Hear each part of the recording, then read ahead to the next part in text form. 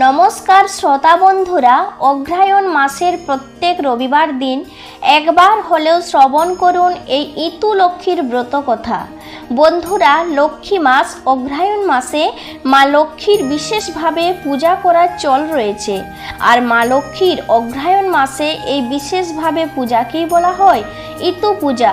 এক্ষেত্রে মা লক্ষ্মীর পাশাপাশি একই সঙ্গে সূর্য নারায়ণের উদ্দেশ্যেও এই পূজা সম্পন্ন হয়।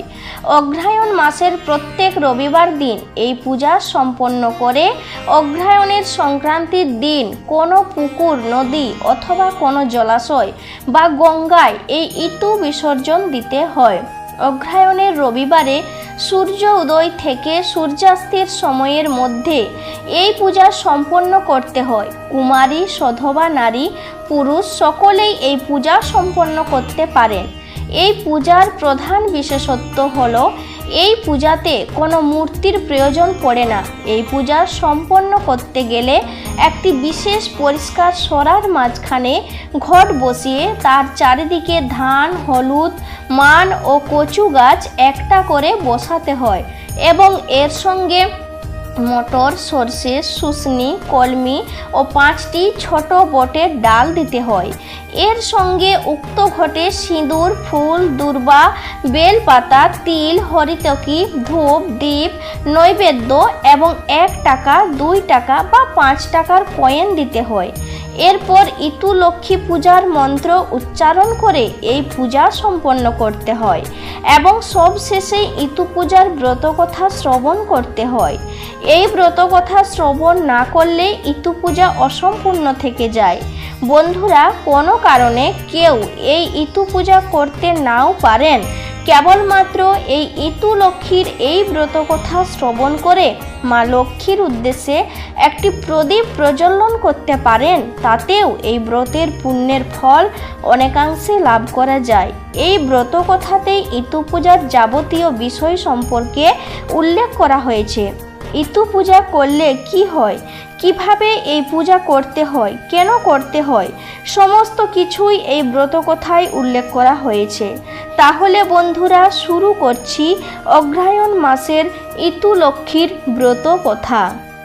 এক রাজ্যে এক গরিব বামুন বামুনি বাস করত। তাদের উম্ন আর ঝুমন নামে 2টি মেয়ে ছিল। একদিন বামুনের খুব পিঠে খাবার ইচ্ছে হওয়ায় সে সব জিনিস জোগাড় করে নিয়ে এলো। বামুনি রাত্রের বেলায় পিঠে করতে লাগলো আর বামুন রান্নাঘরের পেছনে চুপ করে বসে পিঠে গুনতে লাগলো। এরপর বামুনকে খেতে বসিয়ে বামুনি যখন পরিবেশন করছে তখন বামুন বলল, 2খানা পিঠে কম হলো কেন? বামুনি বলল যে সে তার মেয়ে দুটিকে 2খানা পিঠে দিয়েছে।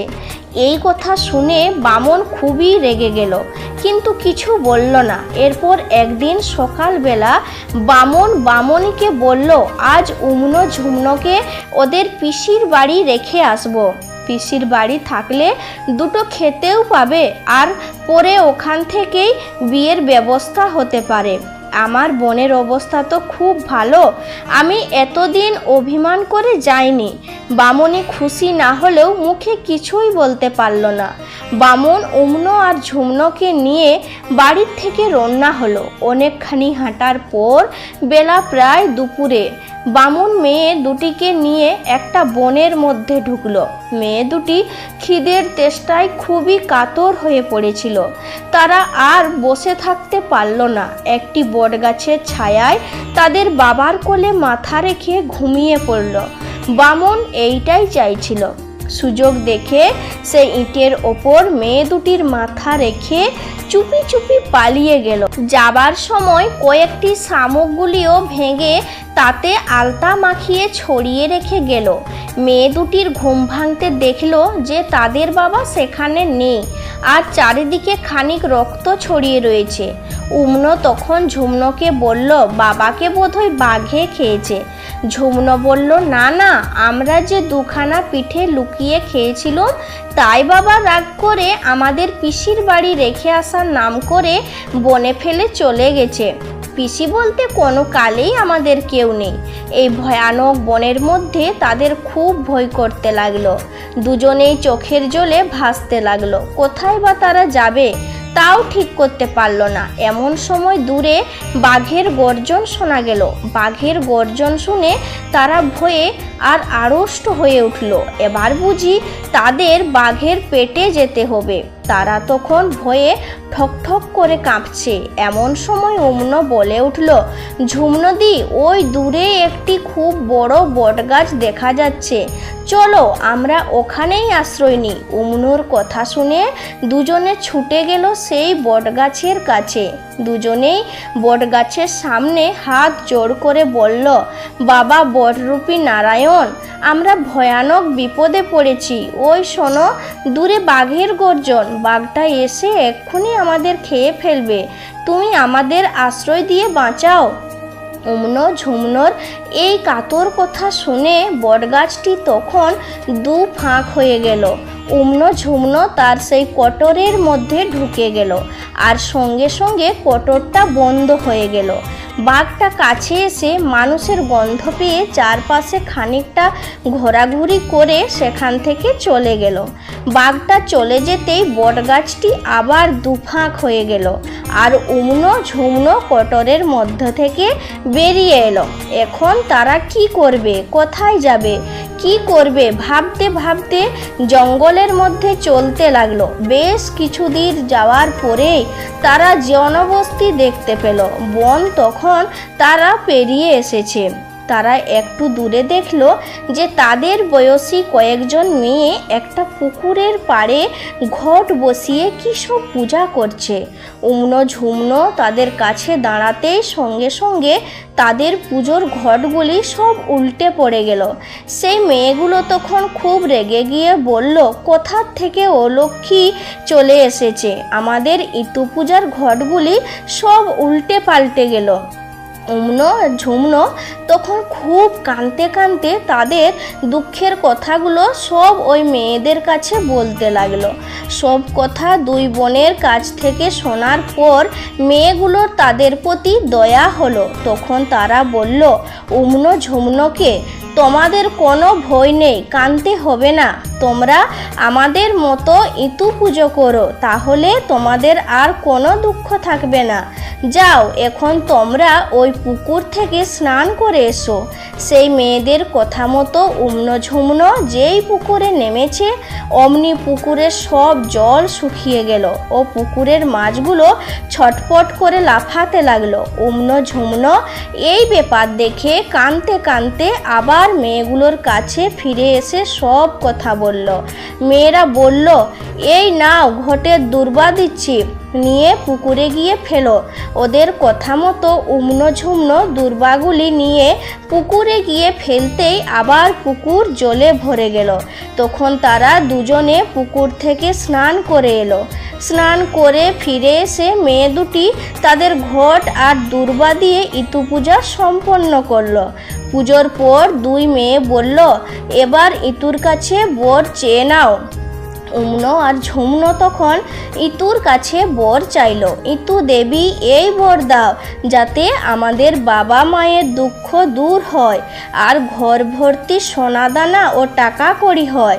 তারপর মেয়ে দুটি বলল, এইবার তোমরা খুব ভক্তি করে ঘট নিয়ে বাড়ির দিকে যাও। তখন ঘট নিয়ে অমনো ঝুমনো বাড়ির দিকে চলে গেল। ইতু দেবী তাদের পথ দেখিয়ে দিলেন। এদিকে অমনো ঝুমনোর বাবা মা ইতুর বরে রাজার মতো ধনবান হলেন। দুই বোন ক্রমে ঘট হাতে করে বাড়িতে এসে পৌঁছালো। তাদের বাবা মা ভেবেছিল যে এতদিন মেয়ে দুটিকে অবশ্যই বাঘে খেয়ে ফেলেছে আর ওদের আপদ দূর হয়েছে। এমনই সময় হঠাৎ অমনো ঝুমনোকে বাড়ি ফিরতে দেখে তাদের বাবা অবাক হয়ে বলল, তোরা এতদিন বেঁচে ছিলি, কোথা থেকে ফিরে এলি, এখন মরিসনি তোরা? অমনো বলল, বাবা আমরা যদি মরতুম তাহলে আজ তোমরা এত বড়লোক হতে পারতে না।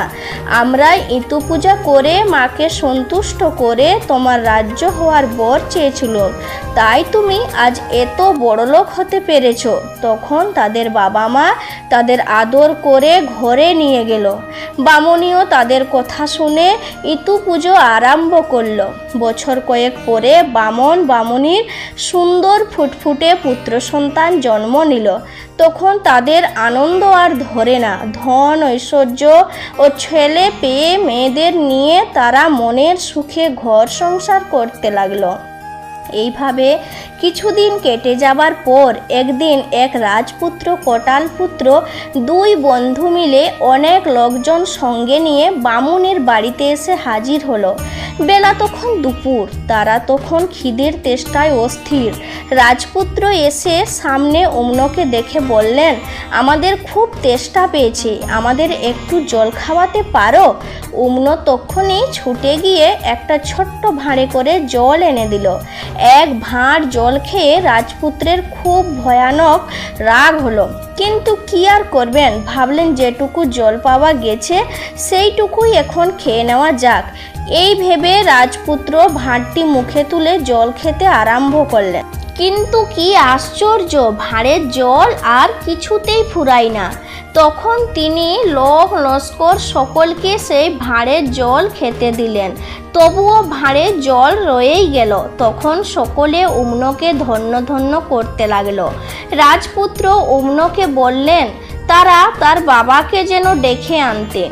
অমন গিয়ে বামুনকে ডেকে আনলো। রাজপুত্র বামুনকে বললেন, আপনার মেয়েটি বড় ভালো, আমি মদ্রদেশের যুবরাজ, যদি আপনার কোনো আপত্তি না থাকে তাহলে আমি আপনার এই মেয়েটিকে বিয়ে করতে চাই। বামুন তখন বললেন, আপত্তি আমার কিছু নেই, তবে আমার আরেকটি মেয়ে আছে, তারও এখন বিয়ে হয়নি। যুবরাজ বললেন, আমার সঙ্গে আছে কটালপুত্র, আমার বন্ধু, আপনার যদি ইচ্ছা হয় তাহলে আপনি আমাদের দুইজনকেই দুই মেয়ে দান করতে পারেন। বামুন দেখে চমৎকার সুযোগ, সে আর দেরি করল না।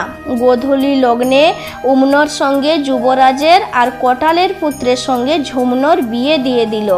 পরের দিন অমন ঝুমনো শ্বশুর বাড়ি যাবার সময় বামুনি বললেন, তোরা কি খেয়ে শ্বশুর বাড়ি যাবি? অমন বলল, আমি এখন রাজার রানী, তবে আমি তাঁতখানি চালের ভাত আর মাগুর মাছের ঝোল দিয়ে ভাত খাবো। আমি তাই খেয়ে পান চিবুতে চিবুতে হাতির পিঠে বসে শ্বশুর বাড়িতে যাব। আর ঝুমনো বলল, আজ অগ্রহায়ণ মাসের রবিবার, ফল মূল নিরামিষ খেয়ে ইতুর ঘট মাথায় নিয়ে আমি হাতির পিঠে চড়ে শ্বশুর বাড়ি যাব। শেষ পর্যন্ত দুই বোনের খাওয়ার দুই রকম ব্যবস্থা হলো। তারা খেয়ে দিয়ে যে যার স্বামীর সঙ্গে হাতির পিঠে চড়ে শ্বশুর বাড়িতে রওনা হলো। অমন যে পথ দিয়ে যেতে লাগলো সেখানে তাদের সামনে পড়ল গৃহ দাহ, মরক, দুর্ভিক্ষ ও যত সব অমঙ্গলের চিহ্ন। আর ঝুমনো যে পথ দিয়ে যেতে লাগলো দেখতে পেল বিয়ে, সভা সমিতি, অন্নপ্রাশন ও অন্যান্য পূজা পার্বণ। এইভাবে অমন যুবরাজের সঙ্গে রাজার বাড়িতে এসে হাজির হলো। রানীমা ওদের আসবার খবর পেয়ে বউ বরণ করতে এলো, কিন্তু বউ যেমনই হাতি থেকে নামলো তেমনই রাজার বাড়ির সিংহ দরজা হুড়মুড় করে ভেঙে পড়ল। যুবরাজের মা অনেক বকাঝকা করে বউকে ঘরে তুললেন। এদিকে কটালপুত্রের মা বউ বরণ করতে এসে দেখলেন তাদের বাড়ির লোহার গরদগুলো সব সোনার হয়ে গেছে। কটালপুত্রের মা বউকে কোলে করে আদর করে ঘরে তুললেন। অমন রাজবাড়িতে আসার পর মদ্র যুবরাজের ধন ঐশ্বর্য বিষয় সম্পত্তি সব ক্রমে ক্রমে কোথায় চলে গেল। যুবরাজ একেবারে ভিখারি হয়ে পড়লেন। আর ঝুমনো কটালের বাড়িতে আসার পর থেকে কটালের বাড়ি ধন ঐশ্বর্যে পরিপূর্ণ হয়ে গেল, একেবারে উথলে পড়তে লাগলো। সারা দেশে প্রচার হয়ে গেল যে কোটাল পুত্র এক খুবই সুলক্ষণ মেয়ে বিয়ে করে এনেছে, তাদের এখন সব দিকে বাড়বাড়ন্ত। মদ্র যুবরাজ উম্নকে অলক্ষী ভেবে নিয়ে তার উপর খুবই চটে গেলেন। উম্ন তার সামনে এলে তাকে দূর দূর করে তাড়িয়ে দিতে লাগলেন। শেষ একদিন ঘাতক ডেকে বললেন, এই দণ্ডেই উম্নকে কেটে তার রক্ত যেন এনে তাকে দেখায়। ঘাতক যুবরাজের হুকুমে উম্নকে শ্মশানে নিয়ে গিয়ে ছেড়ে দিল, আর একটা শিয়ালকে কেটে এনে তার রক্ত যুবরাজকে দেখালো। উম্ন তখন ঝুমনোর কাছে গিয়ে সবটাই খুলে বলল। মায়ের পেটের বোনের এইরকম দুর্গতির কথা শুনে ঝুমনো কাউকে জানাতে না দিয়ে তার বোনের তার বাড়িতেই লুকিয়ে রাখলো। এমনি করে তার স্বামী কোটাল পুত্রও জানতে পারলেন না। ঝুমনো বুঝল যে তার বোন ইতুর অসম্মান করেছে, তাই সে আজ এই বিপদে পড়েছে। তখন থেকে ঝুমনো আবার উম্নকে নিয়ে ঠিক নিয়ম মতো ইতু পুজো করাতে লাগলো। শেষে ইতু দেবী আবার উম্নর উপর সন্তুষ্ট হলেন। সঙ্গে সঙ্গে যুবরাজের দিন বাড়ন্ত হতে লাগলো। যুবরাজ একদিন স্বপ্নে দেখলেন যে এক দেবী তাকে বলছেন, এক্ষুনি উম্ন রানীকে খুঁজে বাড়িতে নিয়ে না এলে তার সর্বনাশ হয়ে যাবে। মদ্র যুবরাজ স্বপ্ন দেখার পর থেকে খুবই চিন্তায় পড়লেন। তিনি তো জানতেন যে ঘাতক উম্নকে কেটে ফেলেছে। শেষে যুবরাজ কোটাল পুত্রকে ডেকে এনে স্বপ্নের কথা জানালেন। কোটাল পুত্র তখন ঘাতককে ডেকে উম্নর কথা শুনলেন এবং খুব ভাবতে ভাবতে বাড়িতে চলে গেলেন। কোটাল পুত্র উম্ন আর যুবরাজের এর জন্য খুবই দুঃখ করতে লাগলেন। ঝুমনো স্বামীর এইরকম চিন্তার কারণ জিজ্ঞেস করে উম্নর ব্যাপারে জানতে পারল। তখন সে তার স্বামীকে বলল, মা ইতু দেবীর আশীর্বাদে যুবরাজ আবার উম্নকে ফিরে পেতে পারেন যদি আমার কথা মতো কাজ করেন।